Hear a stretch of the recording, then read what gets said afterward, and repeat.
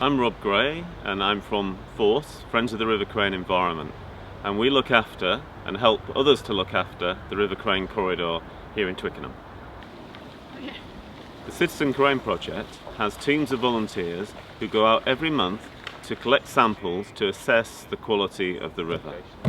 This summer we've also been doing an outfall safari, where over the course of a month we've gone and looked at every outfall, all 164 of them, in the catchment to see what impact each of them are having on that river.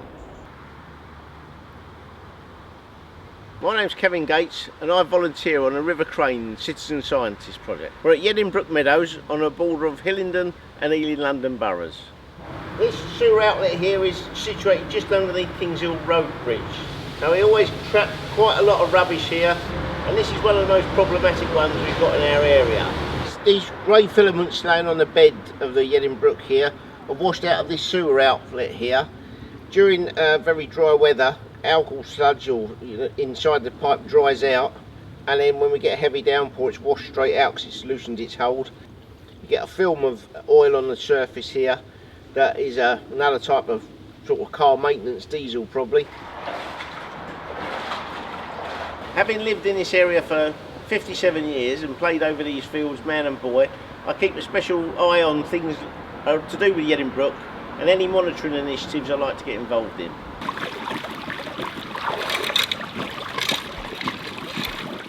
We come down here and do the surveys on the invertebrates in the bed of the brook as part of the river fly monitoring, and also monitoring the outfalls to make sure that they're functioning properly. If there's any problems we can report them and get them rectified quickly. Using the EpiCollect app on our phones, we're able to log the precise GP location for them. We're now 2 years into a 3-year survey, and it's a 3-year period of readings that the scientists at Thames Water need and also at London Zoological Society need.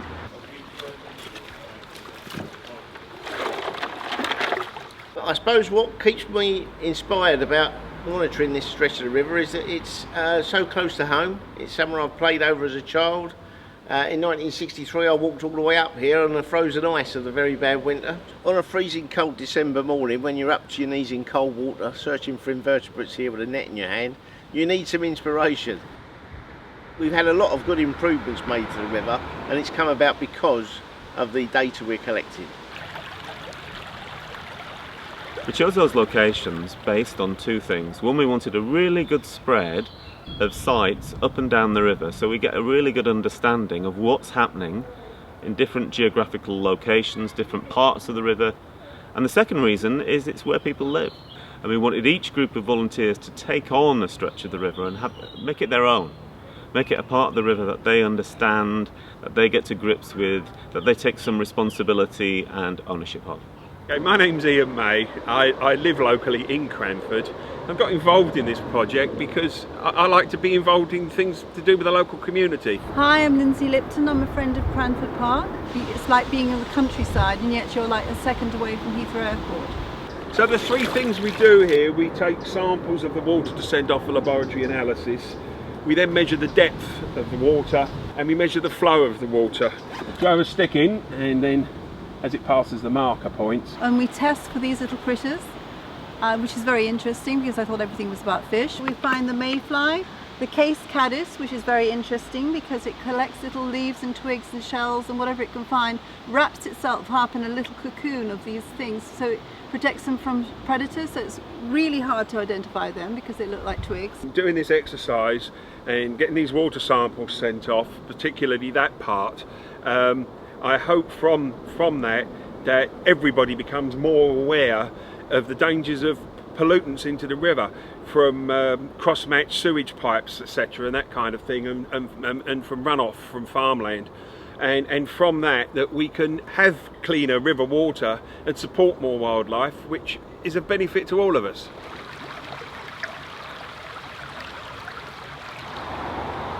So every month I come to look at each of these outfalls.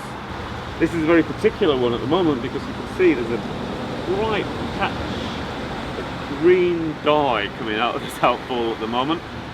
In a way, I'm quite pleased to see this because it indicates that somewhere upstream in this drainage catchment Thames Water are working to try and find out where all the misconnections are. And what we're really going to look at is the ammonia and phosphate concentrations in this water. Just looking across here, you can see there's a certain amount of sewage fungus, which is indicative of far too much nutrient being in the water, possibly a toilet, possibly a washing machine connected not to the sewer but to the river.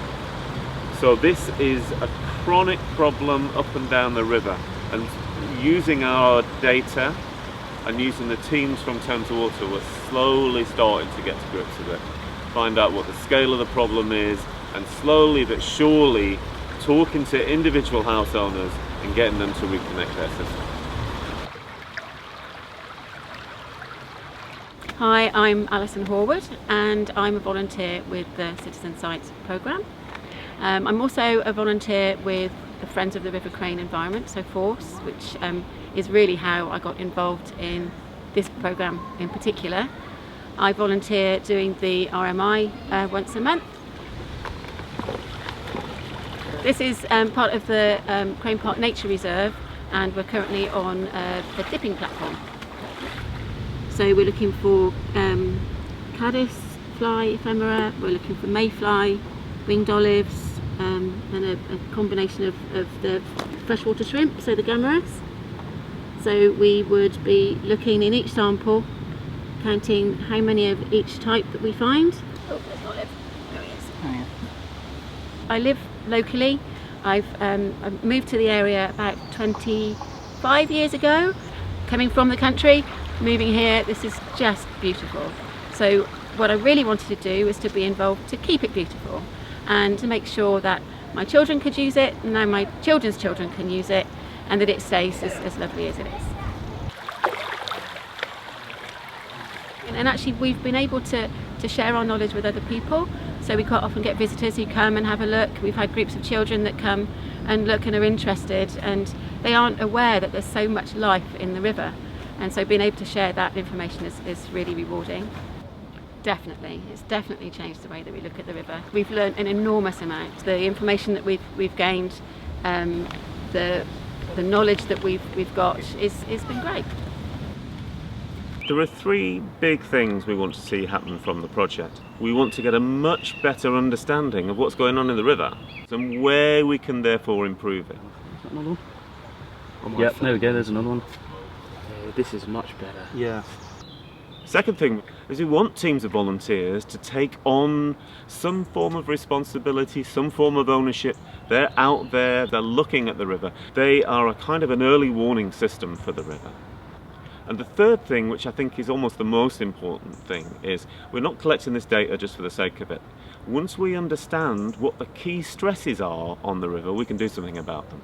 So we're working very closely with the Environment Agency and Thames Water. There's a much more sympathetic network of people, both the regulators, the water company, the friends groups and these volunteers working together to try and improve the river system.